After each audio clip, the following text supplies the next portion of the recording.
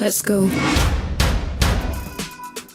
And hello, Director Liu. Hello also to everybody who's attending Micromobility World, and welcome to the fireside chat that you're now embarking on with us around why our climate crisis comes down to transport.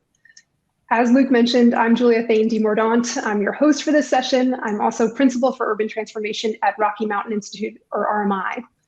If you're not familiar with RMI, it's a global climate action nonprofit that works on decarbonizing the most heavily polluting industries. We do that by unlocking new policies, new technologies, and new partnerships.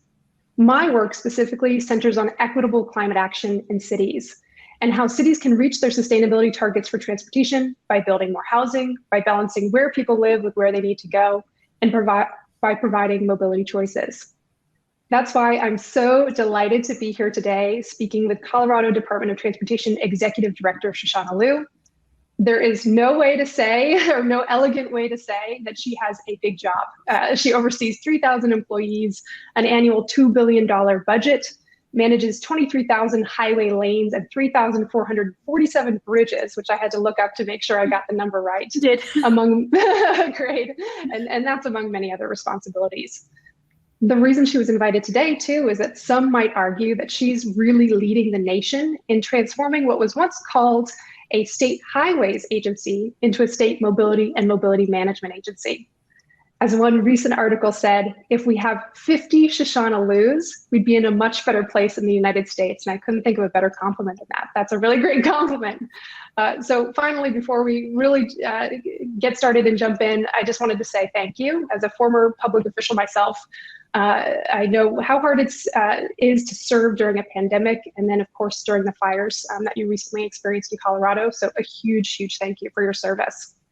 With that said, Director Liu, welcome. Thank you. I had mentioned in our preparation for this fireside chat that 97.5% of the audience at Micromobility World likely isn't particularly familiar with Colorado or the transportation issues there. However, we invited you to speak because of something recent, a really revolutionary rulemaking, first in the country, that requires the state and metropolitan planning organizations to consider during the planning process the greenhouse gas impacts of transportation projects. First question, what can you tell us about this rulemaking? Sure. Thank you so much for being with me at this event and for that question. The Colorado is in some ways unique. Our infrastructure has complexities that a lot of parts of the country do not, whether it's mountain passes or avalanche paths or, just the vast network of roads that connect, both within and between population centers and rural areas. But there's also a commonality between, what myself and all of my counterparts across the country, as the sort of stewards of the Federal Aid Highway Program do. And in each of these organizations, you face a little bit of a conundrum, which is that our ultimate job is to keep these systems functional, to keep them safe, to make it possible for people to get where they need to go, to keep goods and services moving in good times and bad. But we all know that the way that we shape the built environment has implications for our climate, for the way that we live our lives. There's a bit of a joke in the space that nobody ever built a bridge because of the numbers of who was swimming across the river. And I think that summarizes what you're kind of up against when thinking about how the choices that we make that shape the built environment influence the way people use it. And that's exactly what this rule attempts to capture. Is that it asks the question, not should we repave the broken asphalt or concrete? The answer to that, to be clear, is yes. But rather, when we make infrastructure decisions that change the shape of the landscape, what is that going to do to the choices that Coloradans, visitors, consumers have about how to use the built environment? And that is the sort of fundamental so what question that this rule is asking. What it does is not dissimilar to the kind of theory of the case behind other environmental rules, right? For a long time, we've asked the question about how the emissions coming out of cars and trucks, ought to be regulated and put that burden on the people who design the cars and trucks that people buy. What this is doing is trying to create kind of an analog for those government agencies that make the choices that inform the decisions that people will then be able to make. And, it builds on pieces of regulatory structure that exist elsewhere. So it takes kind of best practices from highway safety regulation, the concept of mitigation, proven things that can help to offset a negative impact of a project. That's something that exists sort of across the regulatory space, but it tries to bring that bring that into the conversation about infrastructure in a way that has not been done before. And, transportation in Colorado and nationwide is the #1 source of greenhouse gas pollution right now. That means we have to do something about it. It means it's not something we have the luxury of waiting on, but it's also a space where, unlike the utility sector or oil and gas, where there's a finite number of companies that you're working with, you're talking about a different kind of pattern in the way that people engage with it, because transportation is the sum of millions of people in Colorado's individual choices, and figuring out who has the kind of decision-making authority to be able to do something that moves the needle in a way that preserves personal choice and freedom is something that we've really tried to. Yeah, and I would say, Director Liu, what struck me about this rulemaking as somebody who doesn't live in Colorado is that you used at least 4 phrases that we don't always hear in transportation planning, and that's vehicle miles traveled, induced demand, greenhouse gas emissions, and local air pollution. And so what seemed to me to be revolutionary about this rulemaking is about estimating those impacts and then requiring something else to happen beyond the status quo once you have that information. I know one of the things that happened before I joined RMI was that the team had built a model called the SHIFT calculator, looking at the VMT, or vehicle miles traveled impacts, and the greenhouse gas emissions impacts of the new highway lane miles that were proposed in the state transportation plan in Colorado. And that, plus other things, kind of created a course of support for some of your work around this big procedural shift. I guess my main question is, how did this rulemaking happen, and what were some of the engagement and communications and political tactics that you and your team used in order to be able to push something like this through? Yeah, so some of these concepts are unusual for a policy, but they're not new to the conversation. The concept of induced demand, for those who are not as deep in it, is basically the idea that when we make infrastructure available, people will use it, right? You build another lane, it will make it easier for more people to drive, and you increase supply, and with it comes demand. I think that there's a lot of research supporting that. I'll be transparent that we had some methodology concerns with the way that RMI report was written, because we felt that it didn't quite look at the other side of the ledger, which is that there's an efficiency case often when traffic jams up. What this rule postulates is you look at both. Right? Mm-hmm. There are places in Colorado where the system that we have was built for a population that was a third to half, if not less, the size of the people who are using it now. And, there are cases where we need to increase capacity. I will say it that plain and simple.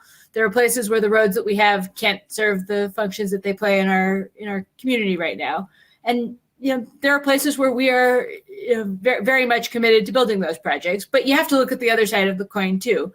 And, the view that this rule takes is that if you look at both, right, both the efficiency that it will create, but also the kind of externalities that will come with it, then you can make an informed decision about what the impacts will be and whether there are consequences from a climate perspective that you need to mitigate. And that's very much how it's structured, is that, if you do that calculation, I'll use an example. There's a project that we're building right now. I-70 is the east-west corridor that connects Colorado. It's the way you get from Denver to the mountain places where people who are not from Colorado often go. And there's a pinch point on that arterial where it narrows to 2 lanes in the place, and it is terrible traffic jam. Anecdotally, we don't think it's stopping anyone from going skiing, that there's a pinch point. And, we're widening it. And, I think everyone in the organization and, who I've talked to understands why. But, we're recognizing that it's going to have some consequences. So we're putting a new bus service in when we expand the highway. We're still expanding the highway, but with it, we're adding this option to be able to take sort of shuttle buses from Denver to the mountains as part of the project and in a way that's fully integrated with the project. That's the kind of thinking that this rule is supposed to promote. It's not, anti-capacity expansion when it's merited, but it's pushing us to ask questions that help us to think through, what those consequences will be, and how, if there are downsides, we offset those. In terms of the question of how we got there, the legislation that our state legislature passed and our governor signed last year, Senate Bill 260, basically created a requirement for us to do something like this. And it posited that this analysis had to happen relatively quickly as part of the planning cycle. So we had strong guidance from the legislative sponsors of this bill to do this, and giving the executive branch the mission to go do it in a technically sound and rigorous way. The Transportation Commission, which is the body that oversees the Colorado Department of Transportation, very similar to what a lot of states have, took on the rulemaking with the agency doing the staff work. We did a lot of stakeholding on this. I mean, we met with everyone who who was willing to talk to us about it, who had a stake in it, people who loved it, hated it, and anywhere in between. We did 10 public hearings, which far exceeded the requirements of our State Administrative Procedures Act, and we just erred on the side of talking to everybody again and again. It didn't get everybody happy about it. I mean, there are many people who did not think that this is what they would have done, but I think there was a comfort level that people had been involved in the conversation, even if it didn't ultimately land how they would have done it. And, I think from the perspective of regulatory policy and kind of good public policy in general, when you're doing hard things, talking both to the people who like it and the people who don't, and taking feedback where you can from people coming from very different places, makes for a better product in the end. Absolutely. And agree that especially with something thorny like this, it's important to do more than you need to do or than statutorily required in terms of public engagement. It sounds like there were some core themes that you heard through those public hearings too that helped to make the rule better and perhaps make more people on board with having the rule moving forward. I did want to ask, it's great to have a rulemaking that affects planning, and planning is the first step of any project. But how is it actually changing the status quo, or how do you expect it to change the status quo in terms of projects that are continuing, being halted, being accelerated, other types of investments that you see being made in Colorado transportation? It's a great question. And I think, the way a project happens is it sort of starts as an idea, it ends up in a plan, and then it ends up in kind of a more project specific planning process where you start to design how the project looks. Traditionally, the concerns that this rule will bring to the fore are not new. I mean, we have projects that we're doing right now where the community conversations about impacts happened, and sometimes they happen very late in the game. So I actually think that when all is said and done, what this will do is pull those hard conversations about the pros and cons of projects, which every project has pros and cons. It will pull them much earlier into the conversation so that a lot of that hard work is done before you get to the point where you're trying to put a shovel in the ground. And if done right, that should make things more efficient. I mean, we look at it as an example at a major project. It's our biggest project that we have going on right now, where there was over a decade of dispute about whether it would go forward. It ended up in a good place. I mean, it is a project that it took down a hideous viaduct that divided Denver. The street grid is being reconnected. I mean, at the end of the day, it's something that will revolutionize a big part of the city, but it happened in a manner where people fought each other before they got to a resolution. I think what this rule should do is force those conversations to happen earlier and in a more collaborative manner to try and avoid it happening, after a decade of people throwing darts at one another. I think what we're seeing also is that the conversation about what is mitigation is pushing people to really think and talk to each other about best practices. One of the things that this rule does is it sets up a kind of standing committee of the technical experts at the regulated entities who do this kind of thing. And, they will come up with a list of sort of approved things that count as mitigation, like that bus project I just described. And it means that instead of having to kind of constantly reinvent the wheel, people will be able to go to the library of one another's experiences in a way that should make it much easier to think about what a good idea might be. So I think it will push a lot of these things to happen. We're already seeing people talk differently about projects and plans. We're seeing much more openness to talking about how you build these multimodal features into big projects that are happening. We're certainly doing it with the projects that we're building right now. And I think, there's the models, and then there's the conversations it forces, and we're already seeing those conversations starting to happen.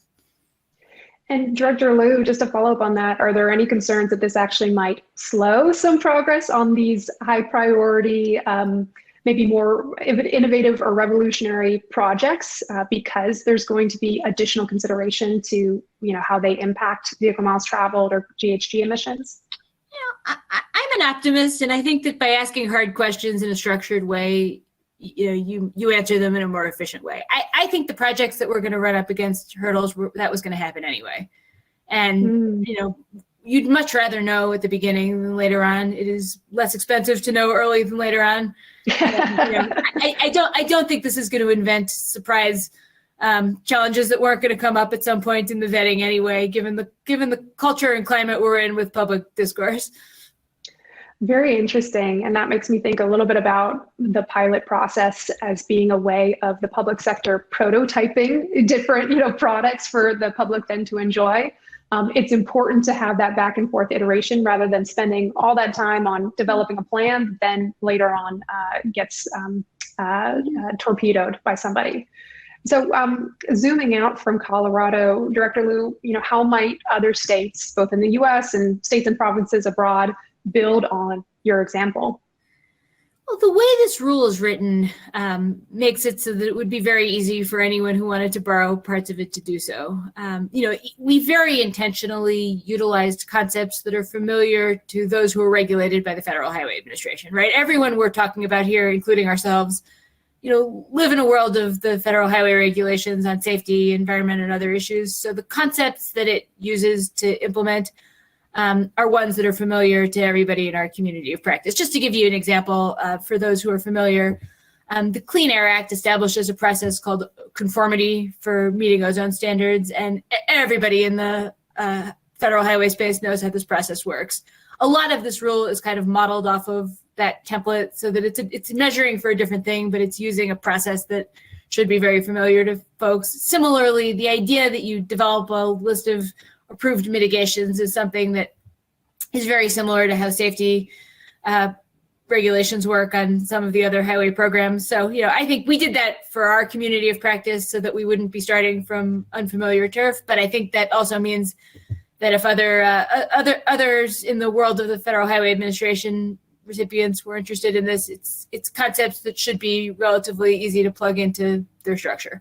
And we're getting a lot of questions from other states. We've been going to ask, yeah, active dialogue. Who do you get calls from? We've been getting a lot of calls, but look, it's something that everybody is struggling with, right? We know we have to do something. It's a hard space to figure out how you kind of quantify and identify the piece that is within the scope of responsibility of the state Department of Transportation. So, it's a good thing if the states are talking to each other about how you tackle this challenge. Yeah, absolutely. And that is a great place to pivot to talking about our next section of topics, which is the bipartisan infrastructure deal. State departments of transportation have come into clear focus in the past few months because of the passing of the bipartisan infrastructure deal, which is almost $1 trillion over the next 5 years in infrastructure, the majority of which is going to the U.S. Department of Transportation. I have been, like many others, spending a lot of time looking at the bipartisan infrastructure deal and seeing the new programs that the U.S. Department of Transportation is going to be standing up. Some of those new programs attach strings to state funding, to formula funding programs based on how a state is tackling climate change. I'm thinking about things like the carbon reduction program and the electric vehicle charging program in particular. As you look at that windfall of money that's about to come Colorado's way, what are your priorities, Director Liu? What are you seeing as the top 2-3 things that you really want the agency to focus on?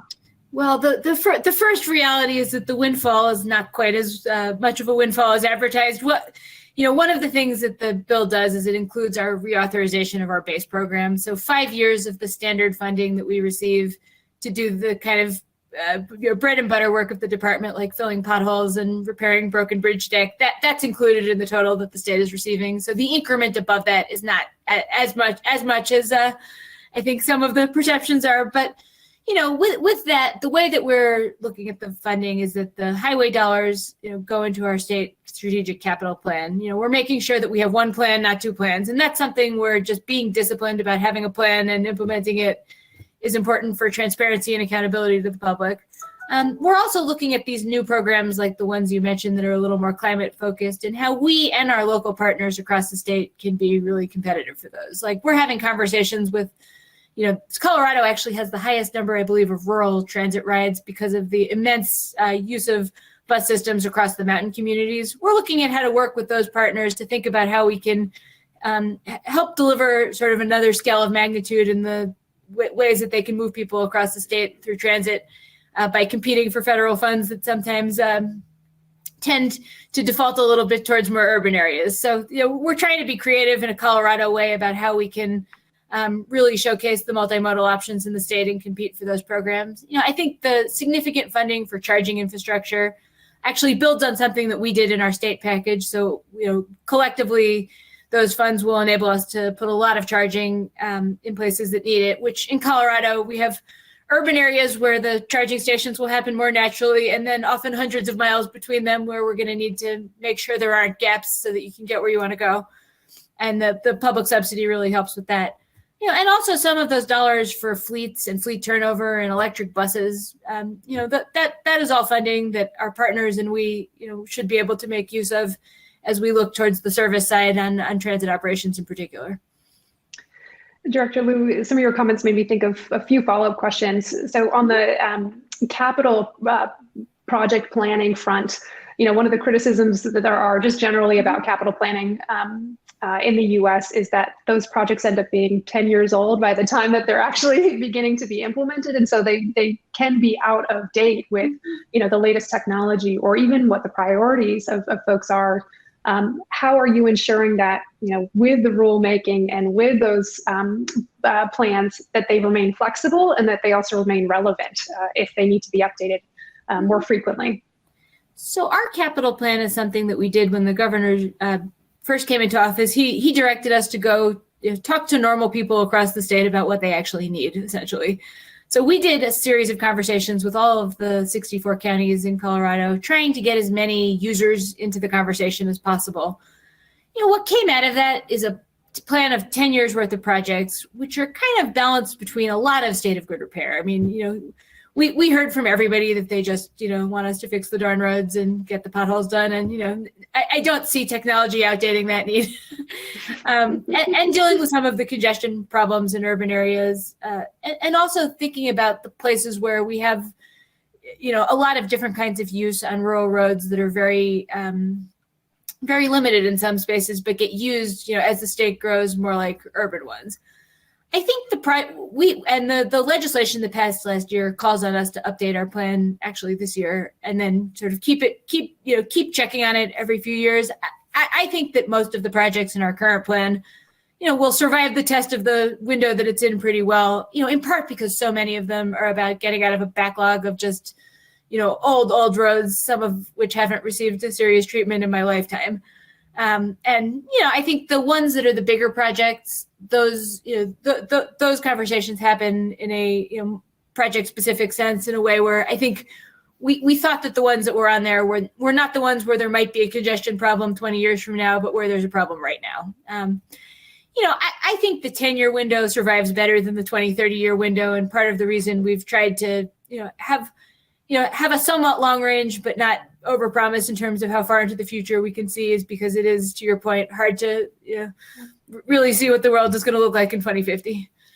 Right. Or even this year. I mean, we're living in a 3-year pandemic, right? And so some of the decisions that I was in Mayor Garcetti's office in Los Angeles that we had to make were on a 48-hour notice basis, just how can we switch up our streets overnight, pretty much. One of the other pieces of research that RMI had published earlier this year, or earlier last year rather, was about how the US can meet its climate action targets for 2030. And our research showed that on the transportation side, what that requires is 70 million electric vehicles on the road and a 20% reduction in how much we drive or vehicle miles traveled by 2030. And that is in order to maintain this 1.5 degree target. I'm curious about what your priorities are for funding overall, bid notwithstanding, that balance vehicle electrification with transportation demand management and providing transportation alternatives. Because I was struck about how much you all are transitioning from being that highways agency to being more of a mobility agency and a TDM, a transportation demand management agency. Well, one of the things that our state transportation bill did was put a very significant portion of the total into planning for electrification, both on the infrastructure side and the vehicle turnover side. But it was over 15%, I believe, of our total bill dollars went towards the electrification space, which when you think about all the priorities is a huge number. And that combines with what is coming from the federal government. So the electrification programs, some of which are run by CDOT and some of which are run by our peer agencies, are scaling up an order of magnitude. And we see the need. I mean, the numbers coming in on electric vehicle sales in Colorado in the last few months are stunning. I mean, they're all, the last 3 months are all kind of in the range of roughly 10% of sales, which, every time we get them, we check them to see if they're right because they're so high. I mean, it's, that pivot point is happening, and it's happening quickly. And the vehicles that are going to be on the market from car companies over the next 2-3 years, I think are only going to accelerate the curve faster. So, even from just a market perspective, we have to be ready for it. In terms of our priorities, first I will keep repeating the boring point of state of grid repair having to be where we start, right? If the roads are broken, it doesn't matter what mode of transportation you're using, it doesn't work. So making sure that we take care of what we have, and particularly in a space where we have so many, roads between the populous places, is just the challenge that we're always going to have in front of us. In terms of the capacity projects, what this rule is effectively doing, but what was sort of the direction we were headed anyway, is that when we add capacity, it becomes a much more multimodal type of capacity addition. We may add the lane. Basically, we're focusing on managed lanes right now. One of the things that those do is make it easier to run rapid bus service. And we're building, transit into our road projects in a way that's very different than was the, case earlier. An example is I-25, which is our north-south corridor. We are doing a lane expansion on several portions of that. And we've built these kind of hardwired underpass bus stops to essentially have bus rapid transit as part of the highway expansion project. If you're going to do that, it is much cheaper to do it when you're building the road. So I think the business case is rock solid. People want the service. We're seeing housing developments built around where these stations are happening. So, all signs point towards this being a strategy that we should continue to employ, and we plan to. But it means that the kind of sort of binary between a road project and a transit project is changing in a way that I think reflects the kind of changing lines in the world that we live in. Yeah, I mean, it's an interesting point, and just reflecting on some of what you said around vehicle electrification, and then these other projects that you're doing around transit and transit expansion. The private sector is doing so much on electric vehicles. And at one point, the valuation of Tesla was the same as the total amount of the bipartisan infrastructure deal. And so that says to me that on the electric vehicle side, at least, there's going to be a lot of private investment, including on charging infrastructure. Where I'm worried, though, is on the VMT reduction side of things, how much private investment there's going to be in some of the things that, seem to be fundamentally wrong about land use and housing and transportation alternatives. So recognizing we just have 2 minutes left and we are at the Micromobility World Conference, I do have to ask you about micromobility. Yeah. In general, state DOTs don't have a lot of jurisdiction, but that doesn't mean they don't have influence. So what's your perspective on how state DOTs should incorporate micromobility, and how are you already doing that? Well, I for fear that I might go 30 seconds over, I mentioned the project that we're doing with one of our highway projects, where we're essentially building a micromobility service with mobility center park and ride facilities along the corridor, and we're actually going to run it. So, part of our mitigation for our own project is that we're going to run a micromobility service where we have a technical challenge where we have these peak period shoulder lanes to help with the congestion on weekends to the mountains. They're not big enough to run a full bus. They are big enough to run a smaller bus. So we're starting up the service in a couple of months to give people this micromobility choice to get to, from Denver to the mountains, that will then be really built into our project from the outset. One other thing I would just kind of mention in closing is we've had a lot of luck sort of providing resources to cities and towns across the states to use their own creativity to think about how to make their downtowns more livable. One of the things that for us was kind of a bright spot in the pandemic decision-making is that we started a program called Revitalizing Main Streets, which allowed cities and towns across Colorado to apply for what started as very small grants. We've gotten more money for the program since, to basically make their downtowns more livable, to help move commerce outside where they had to. And what we've seen is just an influx of focus on basic things like sidewalks, better lighting, making downtowns feel like safer spaces for people to spend time and live their lives. And I think it's brought a focus to kind of density that it would have been hard for us to do if we started with the big picture policy concepts. And it's been so locally driven. And we're seeing that the vast majority of the communities that are doing this are just really happy about what they've done, and it reflects their culture, but it's also pushing, a very pointed conversation about the importance of downtowns. Perfect. Well, I think this idea of moving away from top down to bottom up planning and implementation is a great way to end our session. Wanted again to thank you, Director Liu, and the Micromobility World audience for attending. My pleasure. Thanks for having me. Thank you, Director Liu. Thank you, Julia. That was an amazing conversation about public investment in transportation. I know Director Liu has to leave right away, so I'm not going to belabor us with a long outro. Thank you so much for being here, everyone. Thanks to the audience for being here, and head on over to our next session now in the Sessions tab. Bye. Thank you.